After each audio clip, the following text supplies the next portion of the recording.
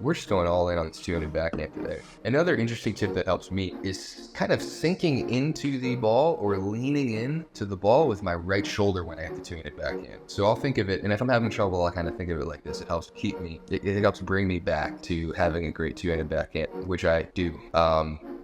Sounded a little bit cocky, but it is my favorite shot. If I've got anything, I've got this, right? So I will like to lean into it a little bit instead of kind of pulling off of it and just doing this, especially when I'm making some mistakes. I will lean in with my right shoulder, so I'll almost kind of do this and think of it as like you're almost trying to hit the ball with your right shoulder. You're trying to lean in with your right shoulder. You don't want to be collapsing your body and bending downward like this, but that's a good way to get your momentum and body weight moving forward into the shot.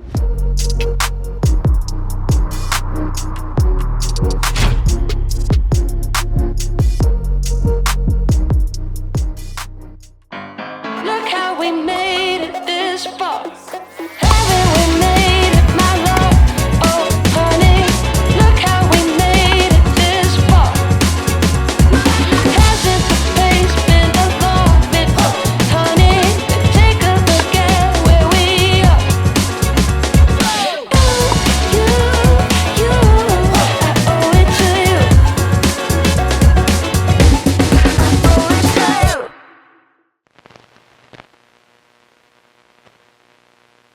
to you. Okay, we're back with another episode of my show. We're going to talk about a couple things. We're going to talk about this past tournament a little bit. We're going to talk about the upcoming tournament, and we're going to talk about the two-handed backhand. So we're just going to get into it. We just had a tournament in Virginia Beach.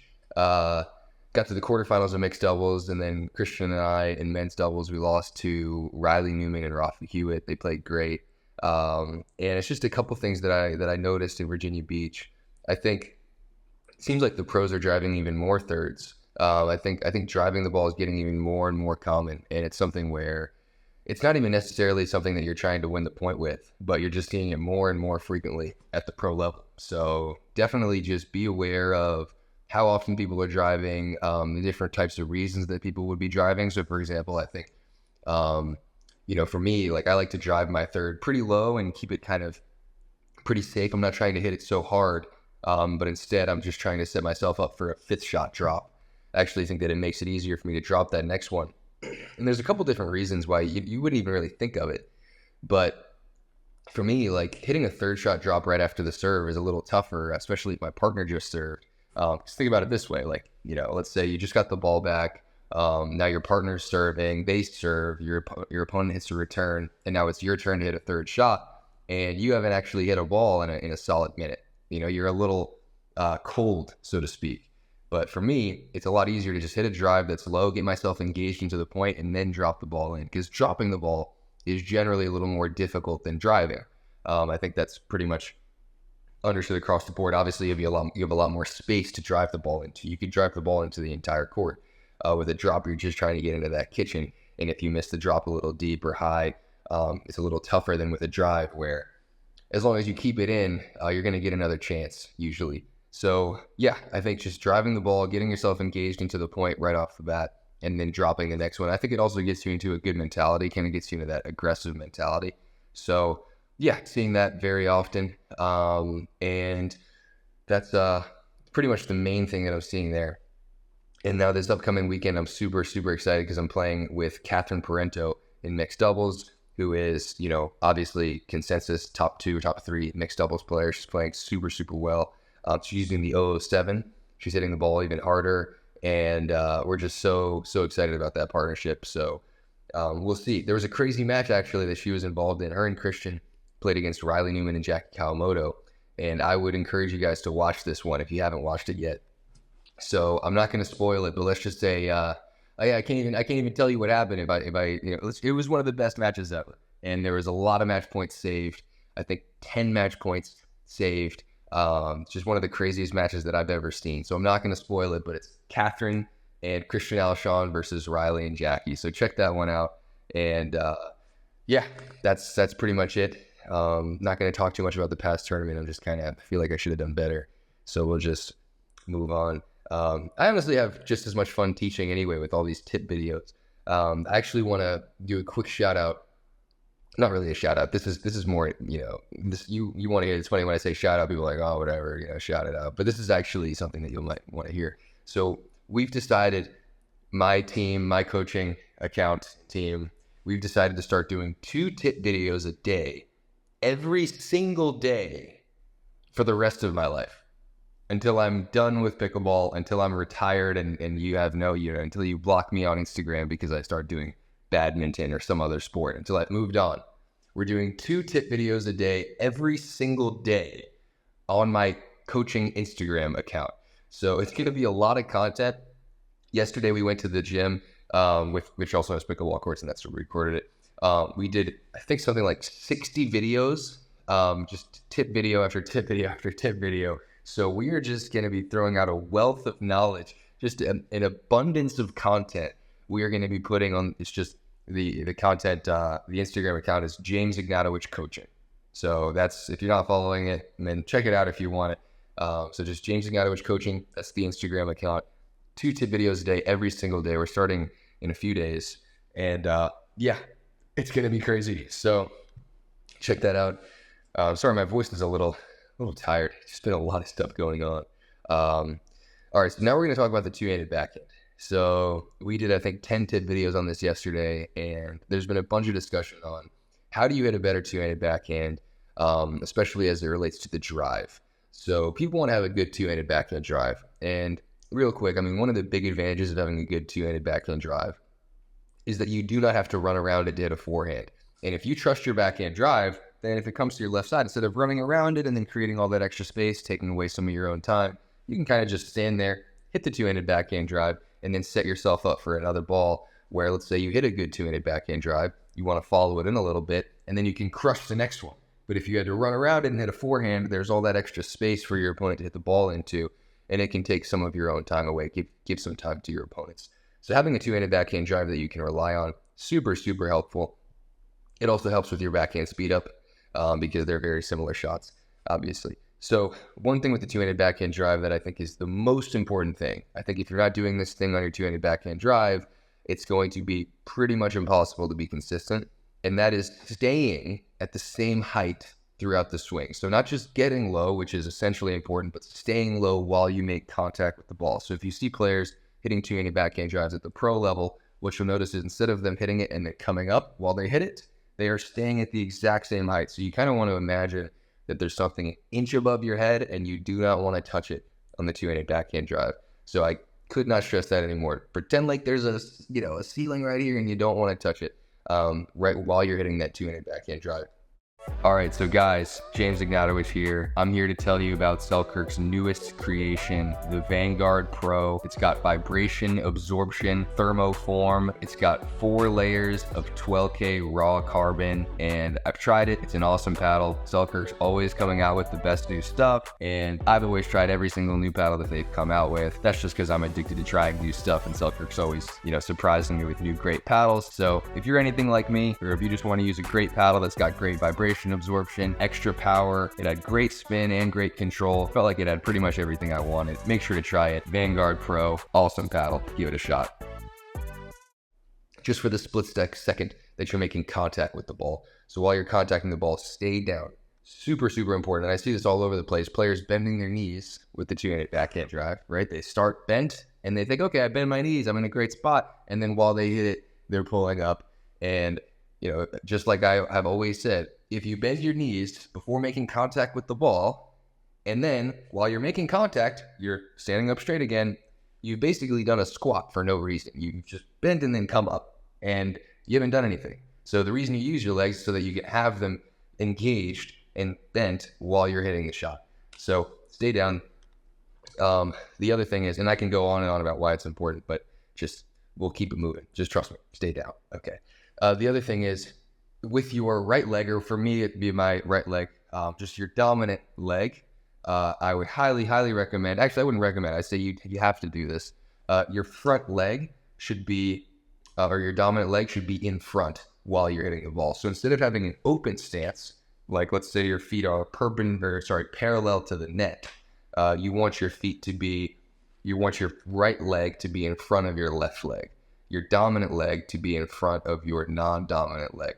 So I'm just going to go with right and left so I don't confuse myself. If you're a lefty, I'm sure you're used to swishing it around. So we're just going to go, it makes it so much easier if I could just say it from my own perspective. I'm a righty. So for me, my right leg's got to be in front of my left leg while I'm making contact with that ball. Because what that does is it makes it a lot easier for me to be oriented this way, having my shoulders turned this way, so that I have all this space to do this with my two-handed backhand. If I'm straight like this and my feet are facing you when I'm hitting the ball, I cannot turn my shoulders as much as you can see. And if you want a better visual representation of this, it's actually on my YouTube channel, James Ignatowich YouTube, or on the coaching. I mean, the James Ignatowich Coaching Instagram is going to have every single video you could possibly imagine. It's going to be too much. But if you face this way, not easy to unit turn. If you have one foot in front of the other, it becomes a lot easier to create space. You clear your own body, and that gives you a lot more leverage to hit the ball hard.